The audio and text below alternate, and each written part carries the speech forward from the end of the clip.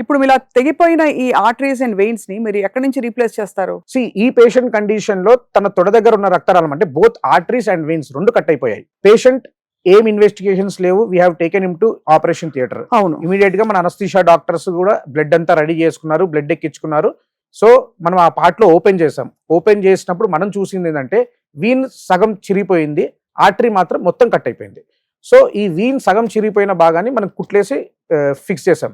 కానీ ఆర్టరీ భాగం సపరేట్ అయింది. ఈ సపరేట్ అయిన భాగాన్ని మళ్ళీ జాయిన్ చేయాలంటే గ్రాఫ్ట్ అని తీసుకోవాల్సి వస్తుంది. ఈ గ్రాఫ్ట్ అనేది మనం సేమ్ లెగ్ అయినా ఆపోజిట్ లెగ్ అయినా గ్రేట్ సెఫనస్ వీన్ అంటాం. అంటే ఒక చిన్న రక్తనాళం వెయిన్, ఆ రక్తనాళాన్ని తీసుకొని ఈ కాలుకి బైపాస్ ఆపరేషన్ చేస్తాం. ఓ అంటే ట్రాన్స్ప్లాంట్ లాగే ఆల్మోస్ట్, కానీ మనం మన ఓన్ బాడీలోంచి తీసేస్తాం. ఇది ఆల్మోస్ట్ వీన్ తీసి బ్లడ్ వెజల్స్ కి వి జాయిన్. మరి అక్కడ మళ్ళీ అవసరం పడుతుంది కదా. ఈ వీన్స్ అనేవి రెండు రకాలు ఉంటాయి. ఒకటి సూపర్ఫిషియల్ వీన్స్, ఒకటి ఇంకోటి డీప్ వీన్స్. ఈ సూపర్ఫిషియల్ వీన్ బ్లాక్ అయినా కానీ డీప్ వీన్స్ ద్వారా బ్లడ్ అనేది హార్ట్ లోకి వెళ్తుంది కాబట్టి this should not cause any major issue.